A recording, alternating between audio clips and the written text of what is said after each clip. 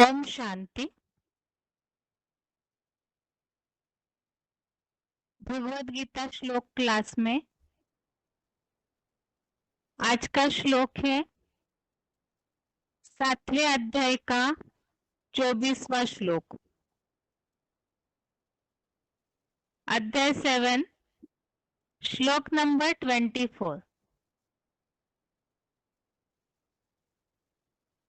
ये अध्याय के श्लोकों का लास्ट टॉपिक है, जिसमें 24 से 30 तक के श्लोक में श्लोक नंबर 24 से श्लोक नंबर 30 तक इन श्लोकों के टॉपिक के लिए हेडिंग दिया हुआ है भगवान के प्रभाव और स्वरूप को न जानने वालों की निंदा और जानने वालों की महिमा।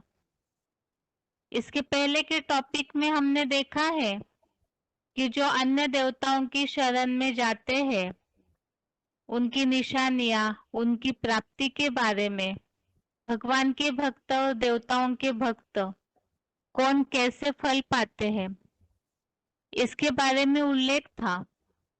और अभी इस टॉपिक में जो भगवान के प्रभाव को, भगवान के स्वरूप को नहीं जानते हैं उनके बारे में, और जो जानते हैं उनकी महिमा के बारे में। तो श्लोक नंबर 24 है। श्लोक है अव्यक्तम व्यक्तिमापन्नम मन्यन्ते माम बुद्धयः परम भावमजानन्तो ममाव्यय मनुत्तमम्। श्लोक दोबारा।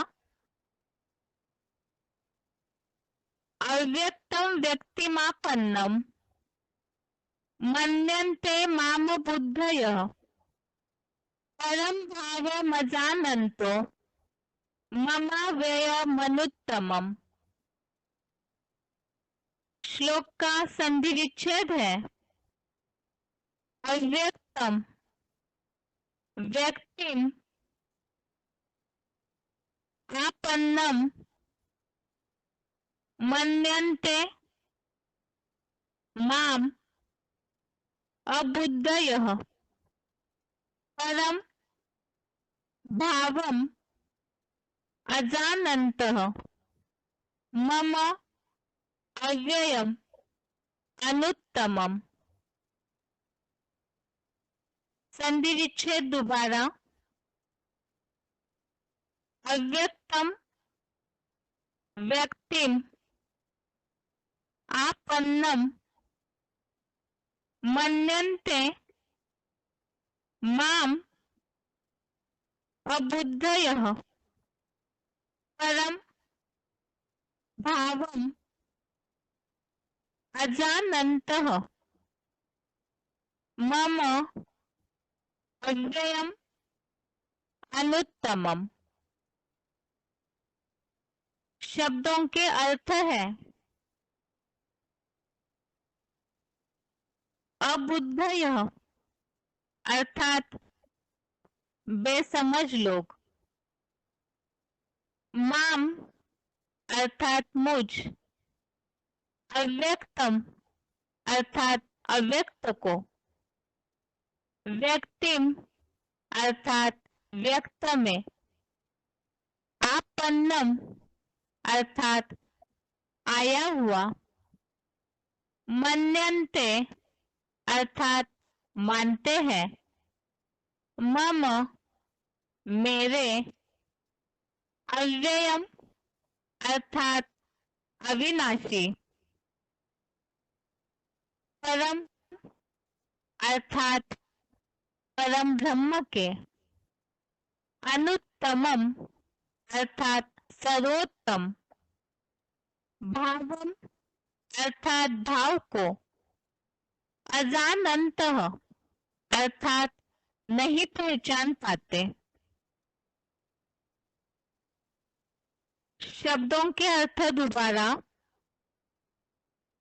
अबुद्धयः अर्थात बेसमझ लोग, माम अर्थात मुझ, अव्यक्तम अर्थात अव्यक्त को, व्यक्तिम अर्थात व्यक्त में, आपन्नम अर्थात आया हुआ, मन्यन्ते अर्थात मानते हैं, मम अर्थात मेरे, अव्ययम अर्थात अविनाशी, परम अर्थात परम ब्रह्म के, अनुत्तमम अर्थात सर्वोत्तम, भाव अर्थात भाव को, अजानन्तः अर्थात नहीं पहचान पाते। श्लोक का अर्थ है, बेसमझ लोग मुझ अव्यक्त को व्यक्त में आया हुआ मानते हैं, मेरे अविनाशी परम ब्रह्म के सर्वोत्तम भाव को नहीं पहचान पाते। इसके पहले के श्लोकों में जैसे बताया, जो टॉपिक हमने इसके पहले देखा अन्य देवताओं की उपासना का विषय, उसके पहले के जो श्लोक है, जैसे कि 13वें श्लोक में भी इस तरह उल्लेख आया था कि अज्ञानता से संसार मोहित हुआ है, जिस कारण एक मुखी रुद्राक्ष को नहीं जानता है, जो कि शिव समान बनता है। तो इसी तरह से इस श्लोक में भी ये उल्लेख है, अब मुकर्रर तनधारी को या भगवान के पार्ट को जो नहीं पहचान पाते हैं, तो न पहचानने के कारण अन्य देवताओं की शरण में जाते रहते हैं। और ऐसे जो अज्ञान से मोहित हुए हैं, ऐसे बेसमझ लोग हैं जो भगवान अर्थात मुझ अव्यक्त को व्यक्त में आया हुआ मानते हैं। वो कहाँ और कैसे मानते हैं उसके बारे में क्लैरिफिकेशन वाले अर्थ में स्पष्ट किया है। और मेरे अर्थात भगवान के अविनाशी परम ब्रह्म के सर्वोत्तम भाव को नहीं पहचान पाते। तो भगवान को यथार्थ रीति न जानने के कारण उनका जो सर्वोत्तम सर्वश्रेष्ठ भाव है उसे भी नहीं समझ पाते हैं, नहीं पहचान पाते हैं। श्लोक का क्लैरिफिकेशन सहित अर्थ है, बेसमझ लोग मुझ अव्यक्त शिव को व्यक्त अस्थाई रथ चतुर्मुखी ब्रह्मा या संदेशी में आया हुआ मानते हैं और मेरे 84 के चक्र में सदा ऑलराउंडर अविनाशी परम ब्रह्म के सर्वोत्तम सहनशील मातृभाव को नहीं पहचान पाते। अतः द्वापर युग से पराधीन ही रहते हैं। इसके पहले के श्लोकों में जहाँ की देवताओं की शरण में जाते रहते हैं, या जैसे उल्लेख आया था कि जो जिनकी पूजा या मनौती करते हैं वो उसी धर्म के हैं ना, अर्थात दूसरे देवताओं की जो शरण में जाते हैं अर्थात उनके प्रभावित हो जाते हैं, उनके भक्त बनते हैं, तो फिर उनके ही जैसे कि श्लोकों में उल्लेख हमने देखा कि जिनकी भी जो भक्त बनने की शूटिंग है या जो भी जिस धर्म में जाते हैं वो सारी शूटिंग यहाँ संगम युग पर ही होती है। अब दूसरे अन्य देवताओं की शरण में जाएंगे, भगवान को यथार्थ रीति नहीं पहचानते हैं, तो फिर वो पराधीनी होकर रहते हैं, जो कि यहाँ श्लोक में क्लैरिफिकेशन वाले अर्थ में बताया है। अतः द्वापर युग से पराधीनी रहते हैं और उसका कारण है भगवान को न पहचानना। तो ऐसे जो अज्ञान से मोहित हुए हैं, बेसमझ लोग हैं, जिन्हें ज्ञान के अंधे बोला हुआ है, तो ऐसे भगवान को यथार्थ रीति न जानने के कारण अव्यक्त शिव को व्यक्त में, अर्थात ही जो टेम्पररी तन है ब्रह्मा का, अस्थाई रथ, जिसे मुरलियों में टेम्पररी तन के रूप में भी उल्लेख आता है, तो उसमें अर्थात ब्रह्मा या संदेशी उनमें आया हुआ मानते हैं। और भगवान का जो 84 जन्म में 84 के चक्र में सदा ऑलराउंडर पार्टधारी जो है, अविनाशी परम ब्रह्म जो मुकर्रर तन है, तो उनके उस सर्वोत्तम भाव को नहीं पहचान पाते हैं। भगवान को नहीं पहचानने के बारे में और भी कई सारे श्लोक हमने देखे हैं, और इसी कारण न ही पहचान पाते हैं। यहाँ एक निशानी बनाई हुई पहचान शब्द के वहां, और उसी का स्पष्टीकरण नीचे दिया हुआ है। निराकारी चेहरे के बुद्ध, क्राइस्ट आदि को ही न पहचानने कारण धर्म के धक्के खिलाते हैं। तो अविनाशी सत्य सनातन सद्धर्म के धर्म स्थापक अल्लाह अव्वल दिन सुप्रीम शिव को योगेश्वर सनत कुमार में आदि देव को कैसे पहचानेंगे? छुपा रुस्तम तो बाद में ही खुलेगा ना। बाप गुप्त तो पांडु के पुत्र पांडव भी गुप्त। तो संगम युग पर तो शिव बाबा का जो कार्य है वो तो गुप्त है, इसके लिए ही यहाँ बताया बाप गुप्त है। तो पंडारू पांडु के पुत्र पांडव भी गुप्त है। और जैसे द्वापर युग से जो अन्य धर्मों की स्थापना हुई, तो उन धर्म पिताओं को भी जो बुद्ध, क्राइस्ट आदि है, उनको भी न पहचानने के कारण धर्म के धक्के खिलाए उस समय के जो भी जन सामान्य है। तो इसी तरह से जो ऐसे द्वापर युग से आने वाले धर्म पिताए हैं, उनको ही जब नहीं पहचान पाए, तो जो अविनाशी सत्य सनातन सद्धर्म का धर्म स्थापक है अल्लाह अव्वल दिन, अर्थात जो ऊंच से ऊंच दिन अर्थात धर्म, अव्वल नंबर का धर्म जो स्थापन करता है योगेश्वर सनत कुमार, तो उन्हें भी कैसे पहचानेंगे? और न पहचानने के कारण ही जैसे अन्य धर्म पिताओं को धर्म के धक्के मिले, इसी तरह से जो अव्वल नंबर का धर्म स्थापक है उन्हें भी फिर धर्म के धक्के खाने पड़ते हैं। अब बाप का गुप्त पार्ट है, इसी के लिए यहाँ बताया छुपा रुस्तम तो बाद में ही खुलेगा ना।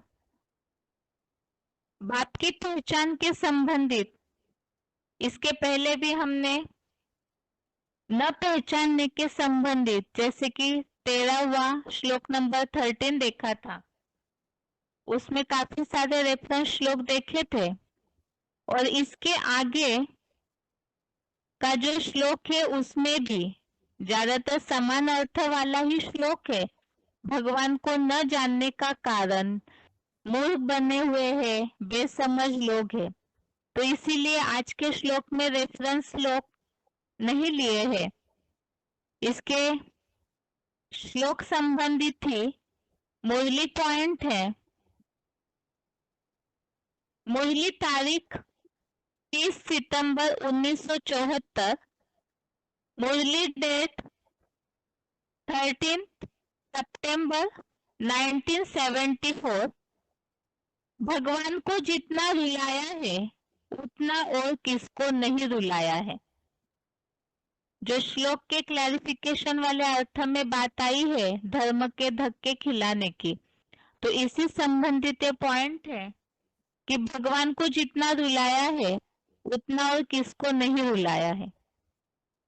दूसरा पॉइंट है मुरली तारीख 12 अगस्त 1972, मुरली डेट 12 अगस्त 1972। बाप भी गुप्त है, दादा भी गुप्त है, बच्चे भी गुप्त है।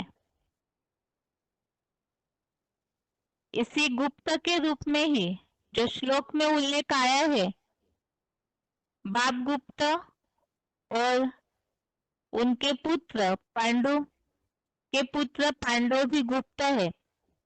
तो यहाँ बाप गुप्त के रूप में। और एक पॉइंट है, मुरली तारीख 25 सितंबर 1972, मुरली डेट 25 सितंबर 1972। बाप कहते हैं मुझे गुप्त ही रहने दो, इसमें बड़ा मजा है। तो श्लोक में खास बात यही है, सार में बेसमझ अर्थात जो अज्ञानी है, ज्ञान के अंधे है, वो न पहचानने के कारण भगवान को टेम्परे रथ, जो रथ है, तन है, उन्हें ही भगवान का स्वरूप मान लेते हैं। और भगवान का जो अविनाशी परम ब्रह्म का उत्तम सर्वोत्तम भाव है, अर्थात भगवान का जो मुकर्रर तन है, उसे यथार्थ रीति उस भाव को नहीं पहचान पाते, क्योंकि बाप का जो पार्ट है वो गुप्त है। इस श्लोक का अर्थ है, उच्चारण सुनते हैं, उसके बाद पॉइंट्स।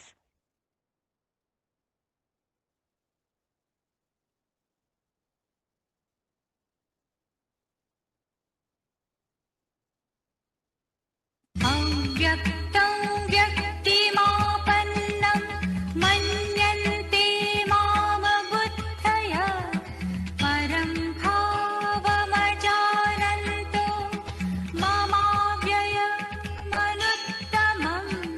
बेसमझ लोग मुझ अव्यक्त शिव को व्यक्त अस्थाई रथ चतुर्मुखी ब्रह्मा या संदेशी में आया हुआ मानते हैं और मेरे 84 के चक्र में सदा ऑलराउंड अविनाशी परमब्रह्म के सर्वोत्तम सहनशील मातृभाव को नहीं पहचान पाते, अतः आधा कल्प में पराधीन ही रहते हैं।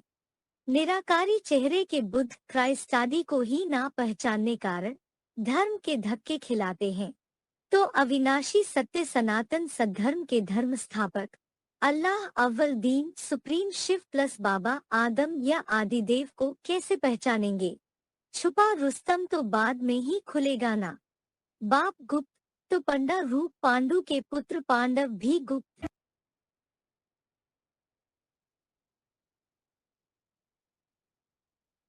अव्यक्तं व्यक्तिमापन्नं मन्यन्ते मामबुद्धया परं भावमजानन्तो ममाव्ययमनुत्तमम्।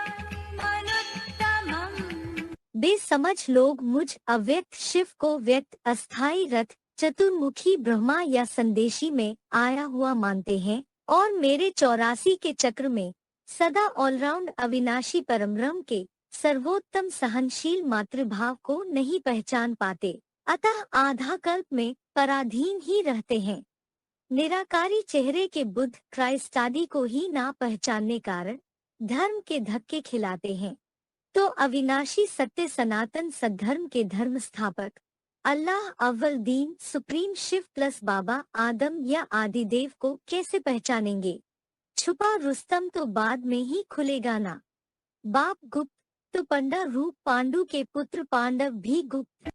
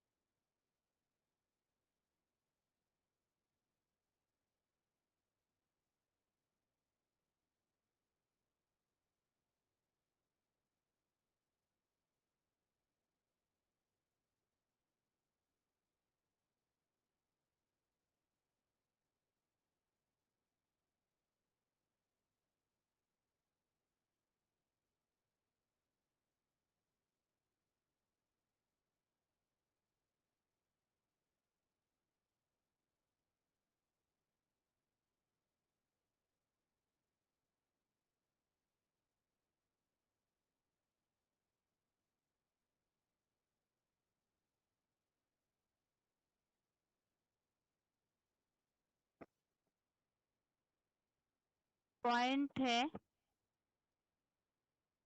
VCD number 3511।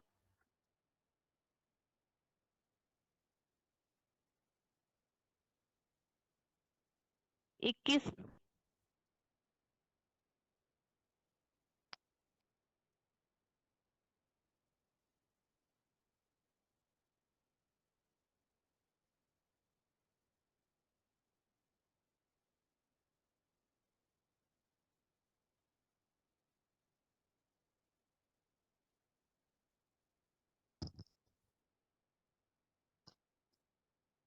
VCD number 3511, VCD number 3511 21 minute के बाद 21 मिनट के बाद से लिया हुआ पॉइंट है। बेसमझ लोग ब्रह्मा को ही भगवान समझते हैं।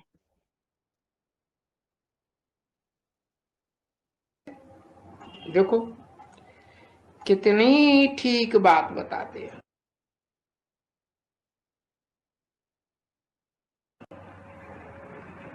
और मनुष्य कितने बेसमझ हैं, कितना अच्छी तरह से समझाते हैं तो भी नहीं समझते। ये इस ब्रह्मा को भगवान कहते हैं। किस ब्रह्मा को है? हाँ, तो ये दादा लेखराज को भगवान कह देते हैं, ब्रह्मा को देवता कहते हैं। अरे ब्रह्मा अगर देवता है तो जो यादगार चित्रों में दिखाते हैं वो सूरत कैसी है? देवताओं की सूरत है, क्या अंतर है? अरे देवताओं को दाढ़ी मूछ कहाँ होती है? होती है, देवताओं को नहीं होती है। और ब्रह्मा को क्या दिखाते हैं? दाढ़ी मूछ दिखाते हैं ना। हाँ,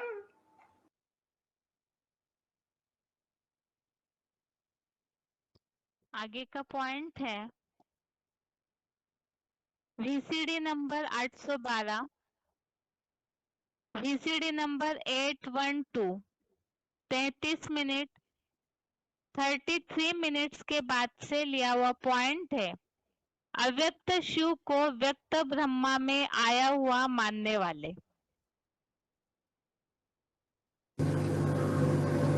ज्ञान दिन को कहा जाता है, भक्ति रात को कहा जाता है। वो लोग तो ब्रह्म में लीन होने का पुरुषार्थ करते हैं। क्या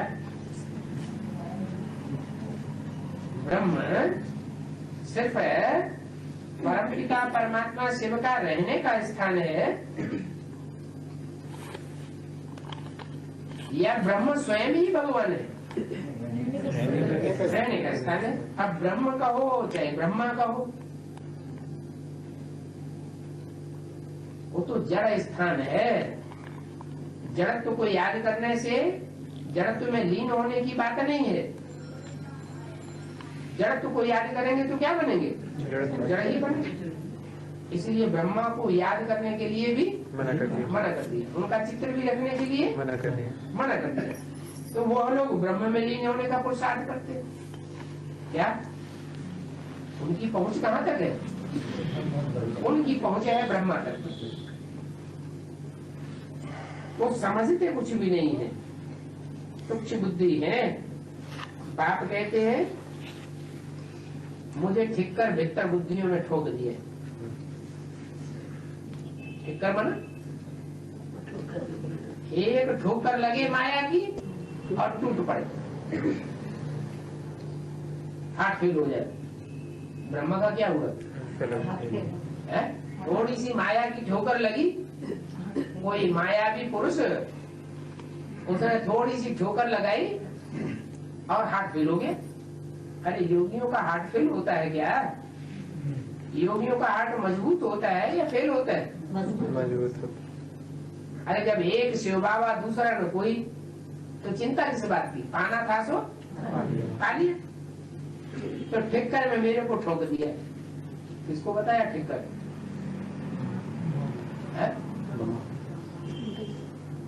भगवान को किसने ठिक्कर बता दिया कि भगवान ठिक्कर में आता है? ब्रह्मा में समझ लिया कि ब्रह्मा में भगवान बनकर के आता है। अब ब्रह्मा में कोई भगवान बनकर के थोड़े ही आता है।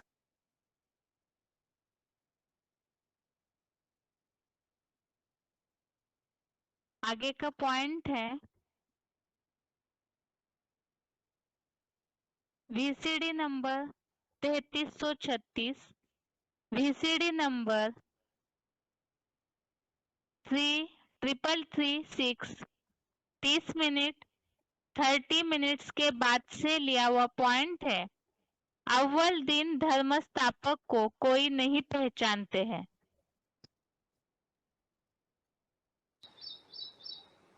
हाँ, आदम की आत्मा अणु से भी अणु नहीं है, उससे भी सूक्ष्म आत्मा है शिव की। क्या उससे भी सूक्ष्म है कि भैंस बुद्धि है?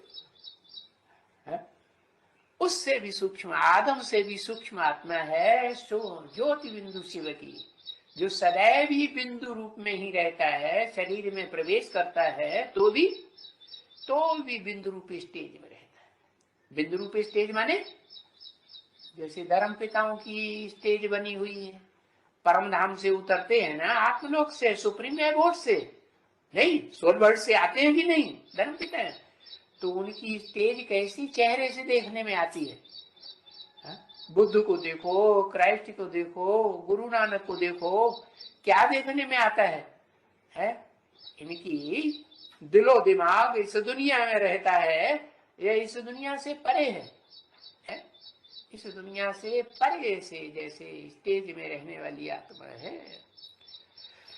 तो बताया मन मना भव, उन धर्म पिताओं का भी जो बाप है वो है आदम है, अव्वल नंबर धर्म पिता, जो मुसलमान कहते भी हैं अल्लाह अव्वल दीन, लेकिन वो अल्लाह को क्या समझते हैं? निराकार समझते हैं।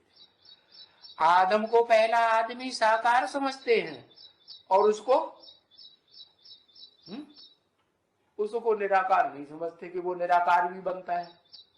अरे निराकारी बाप का बच्चा है, उसका कोई और बाप है ही नहीं, तो बच्चा कैसा बनेगा? निराकारी ही बनेगा ना। तो इस सृष्टि रूपी रंगमंच पर वो ही एक आत्मा है, आदम की, एडम की, आदिदेव या आदिश्वर जी कहा है जैनियों में कि वो आत्मा कभी भी शिव की तरह सदा काल है निराकारी नहीं बन सकती। हाँ,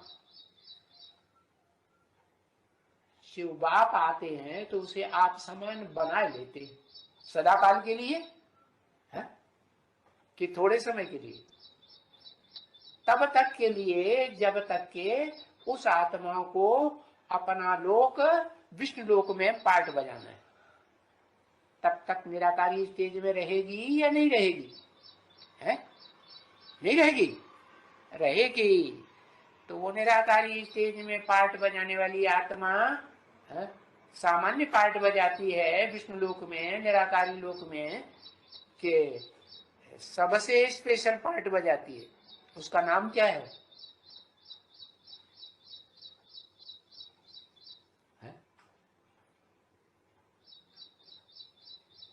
नहीं पता? विष्णु, अव्वल नंबर का विष्णु कि दोयम नंबर का विष्णु कि तीसरे नंबर का विष्णु? हाँ, अव्वल नंबर विष्णु कौन सी आत्मा पार्ट बजाती है? दोयम नंबर विष्णु का पार्ट कौन सी आत्मा बजाती है?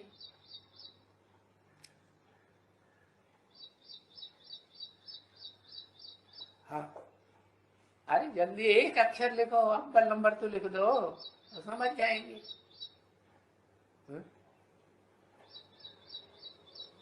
अव्वल नंबर शिव की आत्मा पार्ट बजाती है। वो नंबर में आती है, शिव की आत्मा आती है नंबर में। वो तो कहता है जो नंबर में आवे सो चक्कर में भी आवे। वो तो नंबर में, अव्वल नंबर में, दोयम नंबर में, तीसरे नंबर में आता ही नहीं। अल्लाह अव्वल दीन मुसलमान जिसे कहते हैं वो निराकार को समझ लेते हैं। आदम इस सृष्टि रूपी रंगमंच पर जो नंबरवार पार्ट बजानों में जिसका पहला नंबर बनता है वो है आदम की आत्मा, वो है अल्लाह अव्वल दीन। उसको तो बिल्कुल भूल ही गए।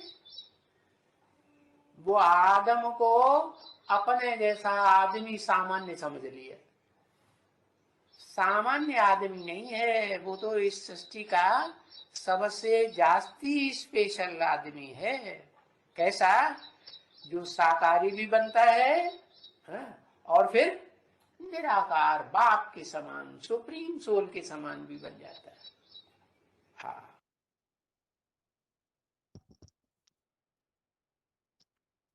आगे का पॉइंट है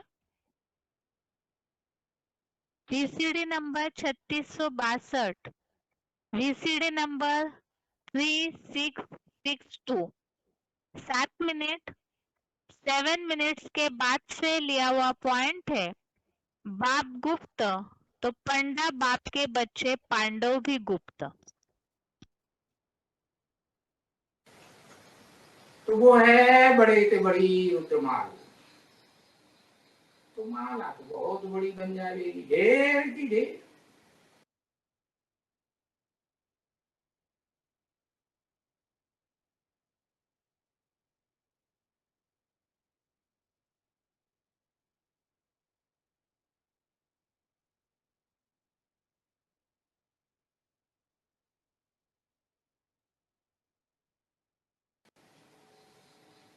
परंतु नहीं,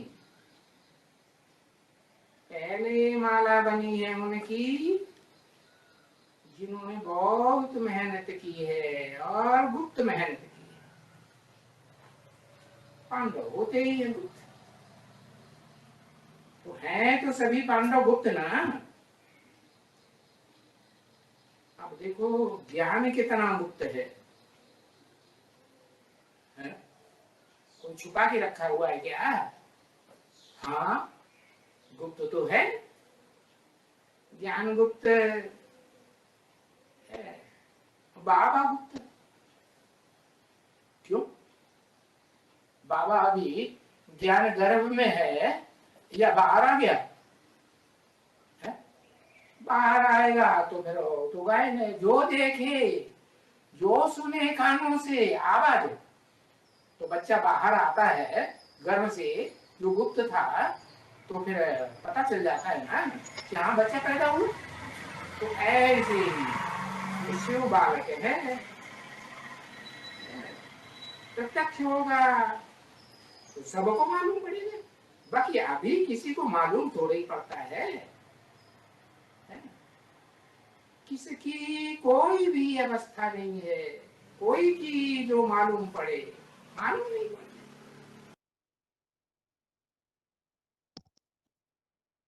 आगे का पॉइंट है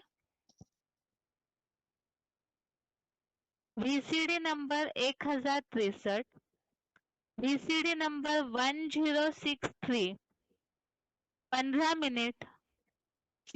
मिनट्स के बाद से लिया हुआ पॉइंट है। पंडा बाप गुप्त और पांडव भी गुप्त।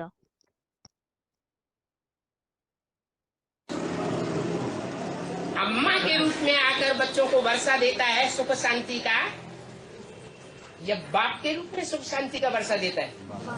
बाप के रूप में देता है। वो बाप पांडवों का बाप है। पांडव गुप्त होकर के भ्रमण करते हैं, ये प्रत्यक्ष रहते हैं। तो बाप कितना गुप्त होगा? तुम्हारा दान, मान, पुरुषार्थ, प्राप्ति सब कुछ गुप्त है।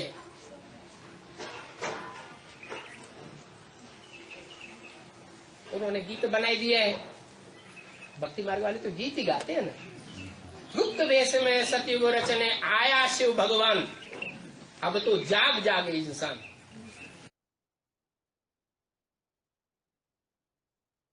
आगे का पॉइंट है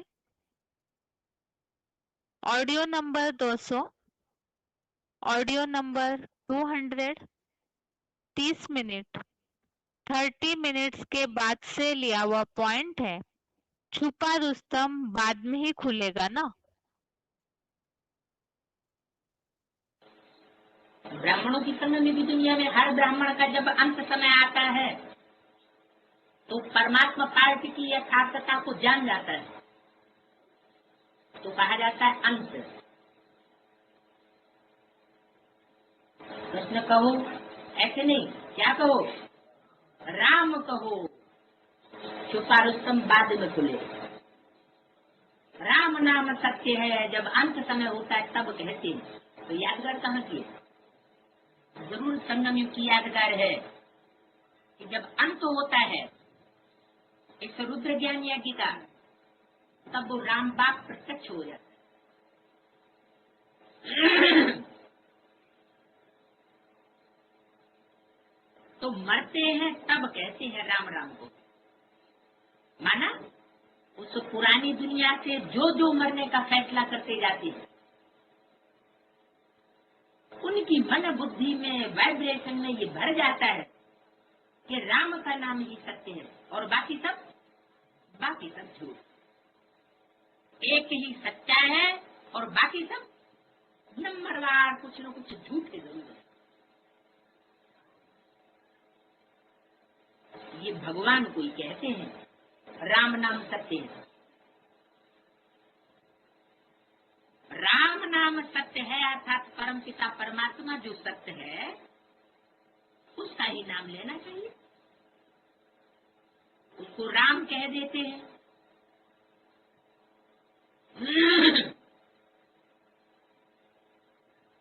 समझा कि पिछाड़ी में उठाने के समय क्यों कहते हैं राम नाम सत्य है? जब इसे रुद्र ज्ञान यज्ञ की अंतिम आहुति होती है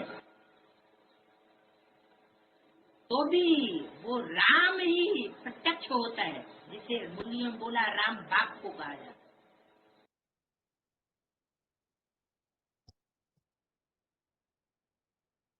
ये श्लोक संबंधित पॉइंट्स है जिसमें हमने श्लोक में आया हुआ उल्लेख को सुना है। एक बात तो अल्लाह अव्वल दिन अर्थात जो अव्वल नंबर धर्म स्थापक है उसे कोई पहचान नहीं पाता है, सामान्य आदमी ही समझ लेते हैं।